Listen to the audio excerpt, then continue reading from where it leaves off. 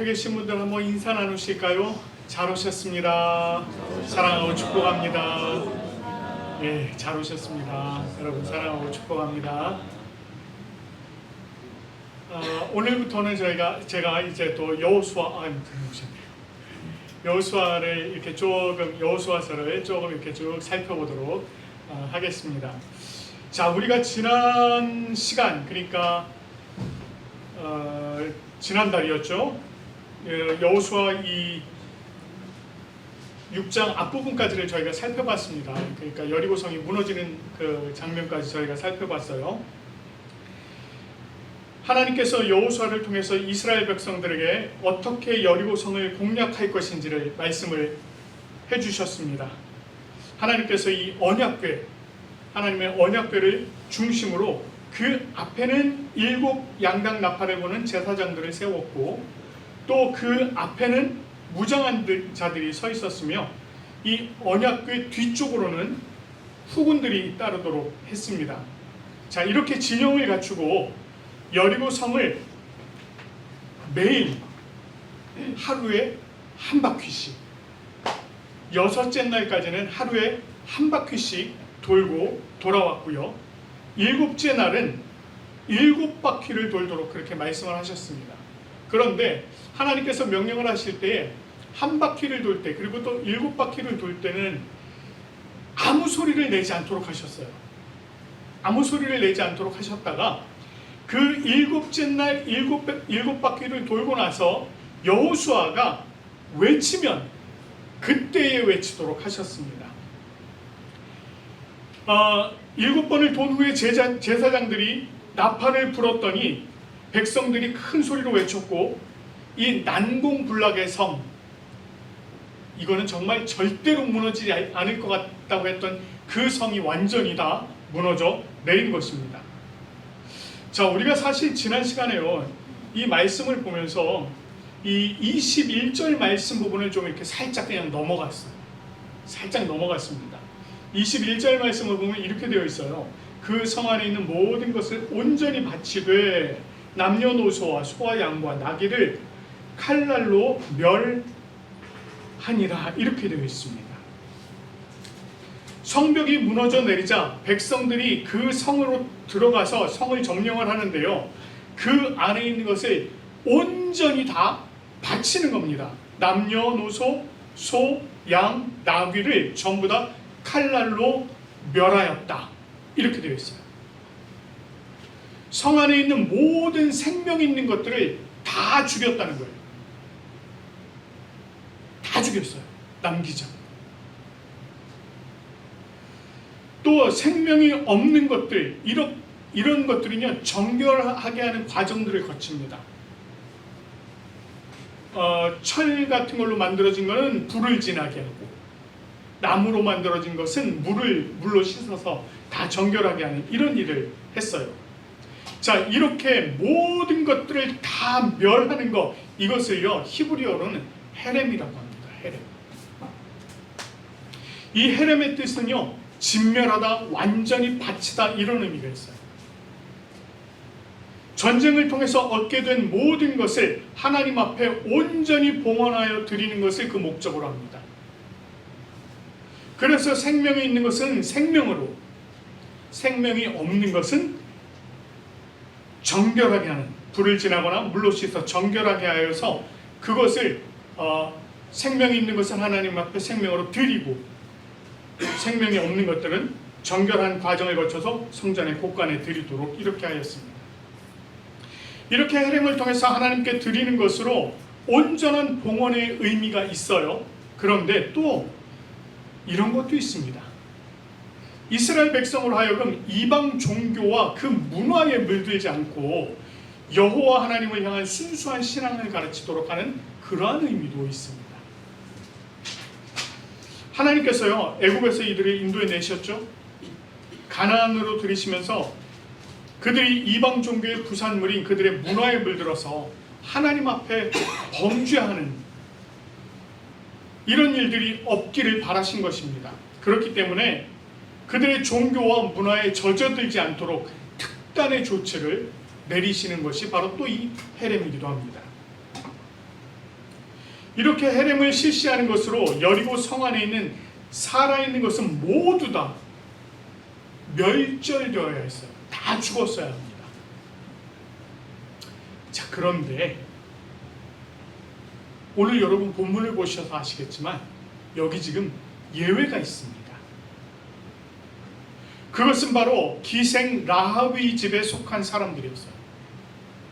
22절 말씀을 보면 여호수아가 그 땅을 정탐한 두 사람에게 그 기생의 집에 들어가서 너희가 그 여인에게 맹세한 대로 그와 그에게 속한 모든 것을 이끌어내라, 이렇게 얘기합니다. 이끌어낸 것이 기생 라합 한 사람뿐이 아니었어요. 그에게 속한 모든 것이라고 얘기합니다. 23절 말씀을 보면 끌어내도록 한 대상을 이야기하고 있는데 라합과 그의 부모와 그의 형제와 그에게 속한 모든 것을 이끌어내고 또 그의 친족도 다 이끌어내어 그들을 이스라엘 진영 밖에 두었다, 이렇게 얘기합니다. 부모, 형제, 자매, 그에게 속한 모든 것들, 친족들 다 이끌어낸 거예요. 정탐꾼들이 구원을 약속한 사람은 누구였어요? 라합이었습니다. 라합 한 사람이었어요. 라합 한 사람과 약속했어요. 그러나 그녀와의 약속으로 말미암아 그녀에게 속한 모든 사람들, 그 속한 모든 것이 이 구원의 대상이 되었습니다. 헤렘이라고 하는 무시무시한 죽음의 심판이 그들을 넘어가게 되었습니다. 여러분, 우리가요 이미 출애굽 사건을 통해서 이와 비슷한 사건이 있었던 걸 저희가 본 적이 있어요. 하나님께서 이스라엘 백성들을 애굽의 압제에서 벗어나게 하시기 위해서 10가지 재앙을 내리셨죠. 그 10가지 재앙 중에 마지막 재앙이 바로 각 집에 속한 첫 태생, 사람의 첫 아들부터 가축의 처음 난 새끼까지 전부 다 죽임을 당하는 그런 사건이 있었습니다. 이때 여호와 하나님께서 이스라엘 백성들을 구원하시기 위해서 첫째 달 14일에 준비된 어린 양을 잡아서 그 피를 문인방과 문설주에 바르게 한 것입니다. 그리고 그 피가 발린 집은 죽음의 재앙이 넘어가는 유월절 사건이 있었습니다.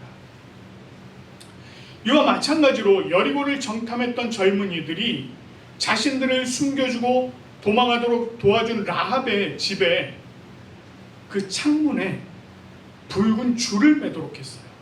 우리를 내린 이 창문에 붉은 줄을 매어 놓아라, 이렇게 했던 것입니다. 그리고 라합은 그들과 약속한 대로 그들을 내린 그 창문에 붉은 줄을 매어 놓았습니다. 그리고는 형제, 자매, 부모들, 친척들을 다 집으로 모았어요.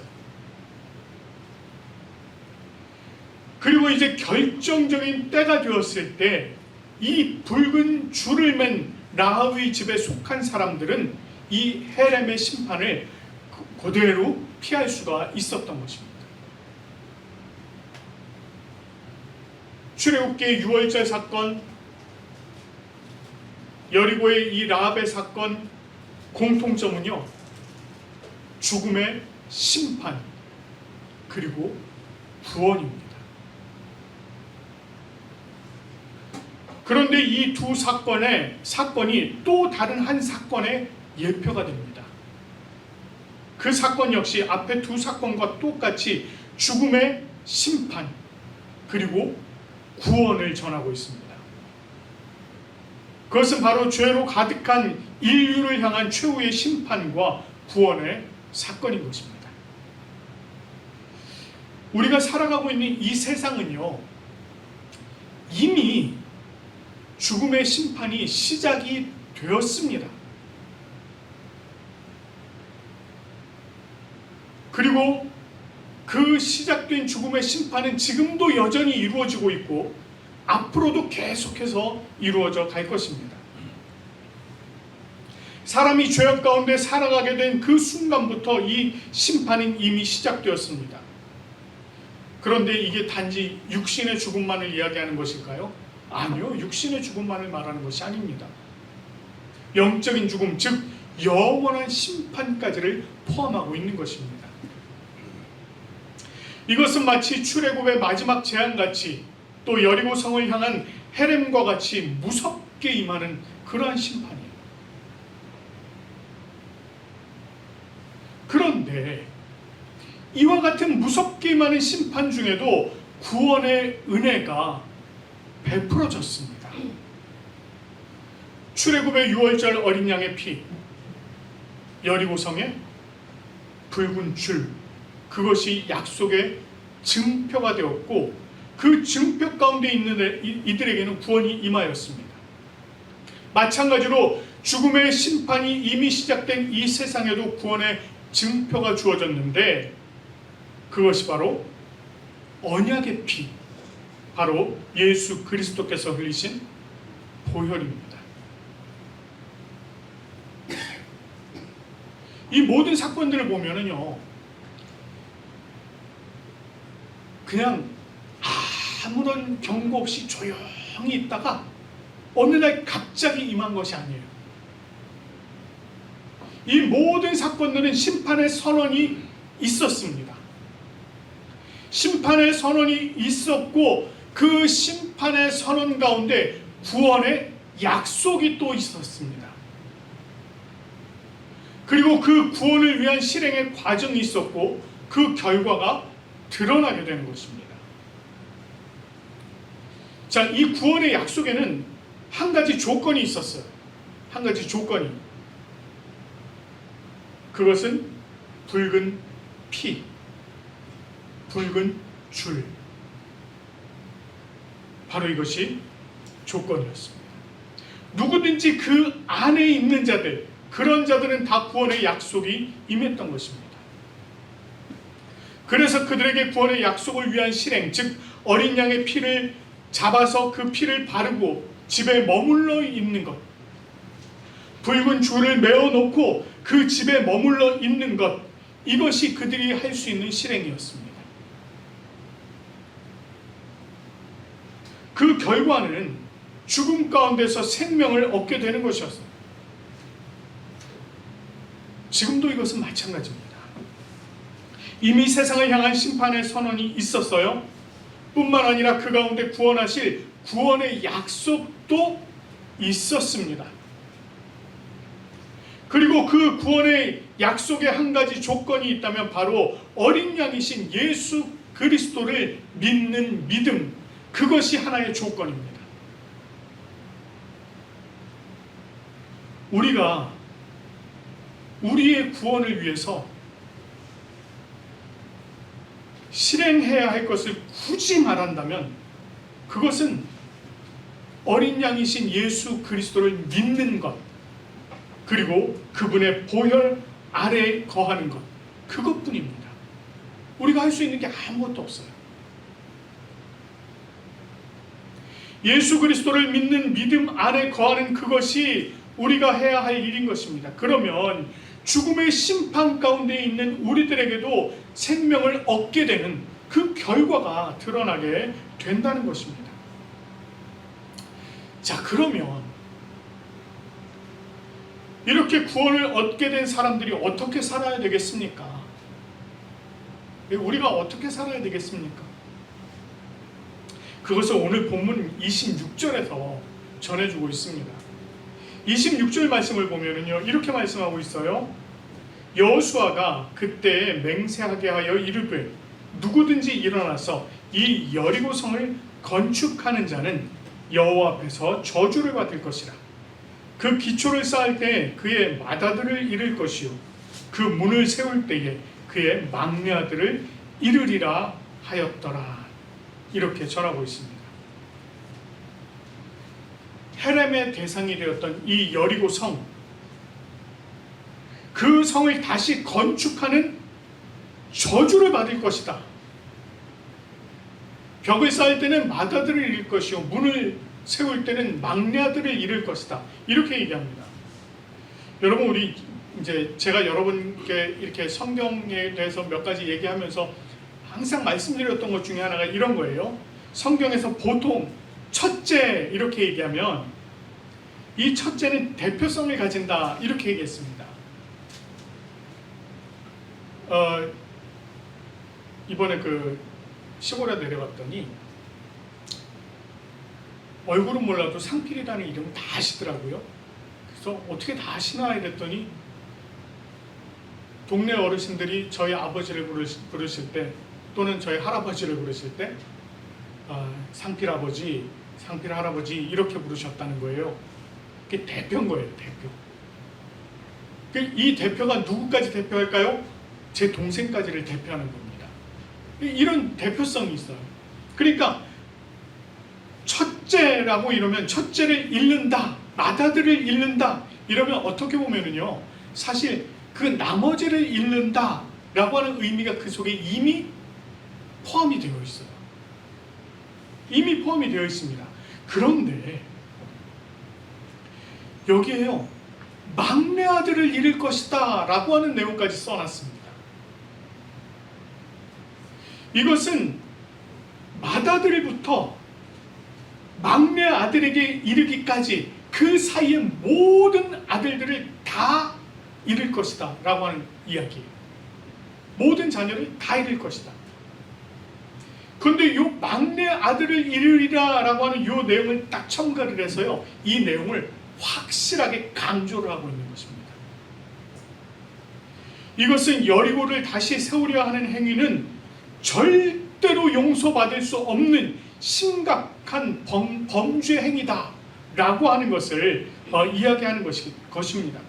그렇기 때문에 그 죄악 가운데로 다시 돌아가지 말아라. 그 죄악 가운데로 다시 돌아가지 말아라. 아주 엄중한 경고를 하고 있는 것입니다. 자, 이쯤 되면 이거 싸우면 될까요? 안 될까요? 왜 싸우면 안 되죠. 이쯤 되면 싸우면 안 됩니다. 그런데도 불구하고요, 하지 말려면 꼭 하는 사람들이 있어요. 꼭 하는 사람들이 있습니다. 벽에 구멍 뚫어 놓고요, 들여다보지 마세요 써놓으면 10중 8구 들여다본답니다. 참 이상하죠. 하지 말라는 걸 꼭 그렇게 하고 싶어요. 여리고성을 쌓지 말라고 저주가 임할 것이라고 했는데 이것을 다시 쌓으려고 시도했던 사람이 아합 때에 있었습니다. 열왕기상 16장 34절의 내용이 그것을 이야기하고 있는데요, 이 아합의 시대, 그 시대에 베델 사람 히엘이라고 하는 사람이 있었는데 이 히엘이 여리고를 건축하였는데 그가 터를 쌓을 때에 맏아들 아비람을 잃었고 그 성문을 세울 때에 막내 아들 수굽을 잃었으니 여호와께서 눈의 아들 여호수아를 통하여 하신 말씀과 같이 되었더라 라고 전하고 있습니다. 이런 사람이 있었어요. 있었을 뿐만 아니라 실제로 그에게 저주가 임하였습니다. 여호수아가 맹세하게 한 그대로 성취가 된 것입니다. 죄악으로 돌아가지 말 것을 엄중하게 경고하였지만 그것을 지키지 않은 자에게는 죽음의 심판이 그대로 임한 것입니다. 이것은 하나님의 은혜로 구원을 얻은 사람이 다시 죄악으로 돌아가는 일이 없이 주님의 은혜 가운데 살아가야 함을 보여주고 있는 것입니다.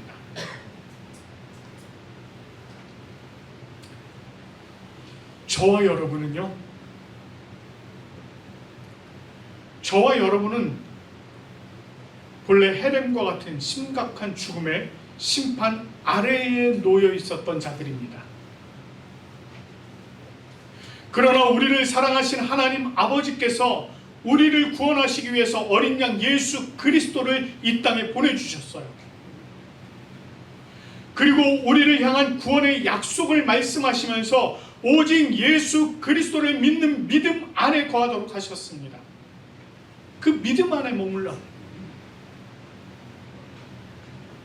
우리가 그 말씀에 순응하여서 예수 그리스도를 믿고 그 믿음 안에 거할 때에 우리가 구원 얻는 결과를 얻을 수 있게 된다는 것입니다.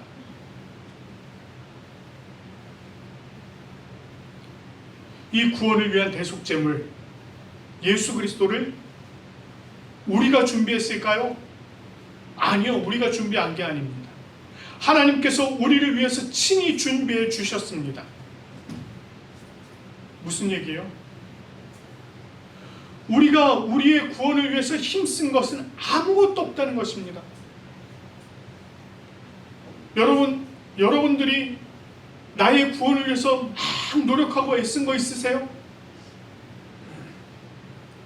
없어요. 아무것도 없습니다. 모든 것은 다 하나님께서 준비해 주셨고 우리는 그것을 믿음으로 받아들이기만 하면 되는 것입니다. 이 모든 것은 전적인 하나님의 은혜에 기인한 것이었어요. 이제 우리는요, 구원 얻은 자로서 죄악을 떠난 삶을 살아야 합니다. 하나님께서 죄를 씻어주시고 죄에서 떠나도록 하셨어요. 그런데 우리가 발길을 돌려서 다시 죄악 가운데로 돌아가게 된다면 그것은 말 그대로 심각한 저주 속으로 다시 걸어 들어가는 것과 똑같다는 것입니다. 이제 우리의 삶은요, 주님께 사로잡힌 바 되었습니다. 우리는 예수 그리스도에게 속한 자가 되었습니다. 예수 그리스도로 말미암은 영원한 생명의 복을 받아서 누리시는 우리 모든 성도들이 되시기를 간절히 축원합니다.